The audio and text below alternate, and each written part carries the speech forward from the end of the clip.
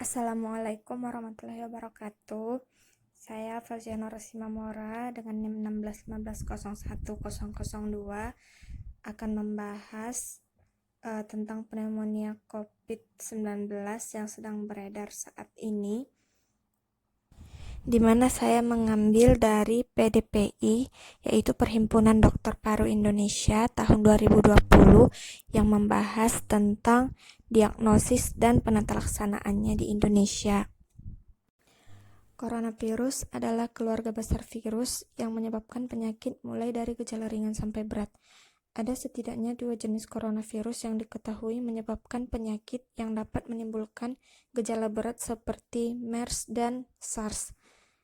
Novel coronavirus adalah virus jenis baru yang belum pernah diidentifikasi sebelumnya pada manusia. Virus corona adalah zoonosis, yaitu ditularkan antara hewan dan manusia. Penelitian menyebutkan bahwa SARS ditransmisikan dari kucing luwak ke manusia dan MERS dari unta ke manusia.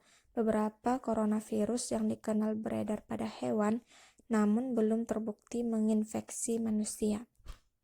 Kejadian luar biasa oleh coronavirus bukanlah merupakan kejadian yang pertama kali. Tahun 2002, SARS disebabkan oleh SARS coronavirus, dan MERS tahun 2012 disebabkan oleh MERS coronavirus, dengan total akumulatif kasus sekitar 10 ribuan.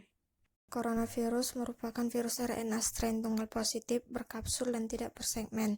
Partikel berbentuk bulat atau elips dengan diameter sekitar 50-200 mikron, memiliki genom RNA yang sangat panjang. Struktur coronavirus membentuk struktur seperti kubus dengan protein S berlokasi di permukaan virus. Protein S ini berperan dalam penempelan dan masuknya virus ke dalam sel host, yaitu interaksi protein S dengan reseptornya di sel inang.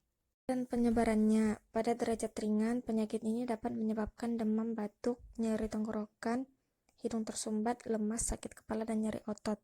Jika semakin berat, dapat menyerupai pneumonia, yaitu demam, batuk parah, kesulitan bernapas, dan napas cepat. COVID-19 jarang disertai keluhan pilek dan keluhan pencernaan seperti mencret, mual, dan muntah. Penyebaran coronavirus dari hewan ke manusia sebenarnya sangat jarang. Manusia dapat tertular coronavirus lewat kontak langsung dengan hewan yang terjangkit virus ini. Cara penyebaran ini disebut transmisi zoonosis. Seseorang dapat terjangkit virus corona jika ia menghirup percikan air liur yang dikeluarkan oleh penderita COVID-19 saat bersin atau batuk. Tidak hanya itu, penularan juga dapat terjadi jika seorang memegang benda yang telah terkontaminasi percikan air liur penderita COVID-19 lalu memegang hidung atau mulut tanpa mencuci tangan terlebih dahulu. Laksana spesifik untuk COVID-19. Saat ini belum ada penelitian atau bukti tata laksana spesifik pada COVID-19. Belum ada yang terbukti efektif. Pada studi terhadap SARS, kombinasi lopinavir dan ritonavir dikaitkan dengan memberi manfaat klinis. Saat ini penggunaan lopinavir dan ritonavir masih diteliti terkait efektivitas dan keamanan pada infeksi COVID-19. Saat ini, laksana yang belum teruji atau terlisensi hanya boleh diberikan dalam situasi uji klinis yang disetujui oleh Komite Etik atau melalui MAURI dengan pemantauan ketat. Selain itu, saat ini belum ada vaksin untuk mencegah pneumonia COVID-19. Pada penderita infeksi virus corona dengan gejala yang berat, di samping obat antivirus, mereka juga perlu mendapatkan terapi cairan atau infus, oksigen, antibiotik, serta obat-obatan lainnya sesuai gejala yang muncul. Penderita COVID-19 juga perlu dirawat di rumah sakit agar kondisinya dapat dipantau dan tidak menularkan infeksi ke orang lain.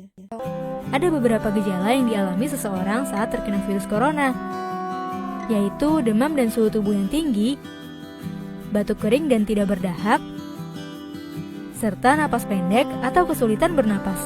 Namun begitu, ada beberapa orang yang tidak menunjukkan gejala apapun, tapi ternyata terkena virus corona ini. Maka itu, kita harus selalu waspada dan tetap memperhatikan kesehatan kita. Nah, ada beberapa cara yang bisa kita lakukan untuk mencegah virus corona masuk ke tubuh kita. Pertama, rajinlah mencuci tangan, terutama sebelum dan setelah makan, serta setelah kembali dari luar rumah. Jangan lupa untuk mencuci tangan dengan sabun dan air yang mengalir sampai bersih. Kedua, gunakan masker jika bepergian keluar rumah, apalagi kalau teman-teman pergi ke tempat umum, seperti halte bis, stasiun kereta, atau bandara. Ketiga, tutupi hidung dan mulut saat bersin dengan menggunakan tisu atau lengan baju. Keempat, jika memungkinkan, jaga jarak dengan orang yang sedang mengalami flu, batuk, dan demam. Kelima, selalu makan telur dan daging yang dimasak sampai matang merata, karena virus ini bisa menyebar lewat daging hewan yang tidak dimasak dengan baik. Dengan melakukan hal-hal tadi, kemungkinan kita terkena virus corona jadi kecil, sekaligus bisa menjaga kesehatan kita dan orang-orang di sekitar. Bawang putih sebagai obat COVID-19. Bawang putih memang mengandung senyawa yang memiliki sifat antibakteri, antivirus, dan antioksidan yang baik untuk kesehatan. Bahkan bumbu yang berbau khas ini dipercaya dapat meningkatkan kerja sel darah putih dalam memerangi virus penyebab batuk dan pilek. Walaupun begitu, belum ada bukti bahwa konsumsi bawang putih bisa mencegah COVID-19. Bawang putih, jahe juga dipercaya dapat menjadi obat untuk COVID-19 karena jahe mengandung senyawa aktif bernama gingerol yang diduga bisa melawan respiratory syncytial virus penyebab infeksi saluran pernapasan. Pencegahan COVID-19 yang paling efektif adalah dengan mencuci tangan, menjaga jarak dengan orang yang dicurigai terkena virus corona, dan menjaga daya tahan tubuh. Tidak ada salahnya jika ingin mengonsumsi bawang putih dan jahe. Namun perlu diingat bahwa bawang putih dan jahe belum terbukti dapat mencegah infeksi virus corona.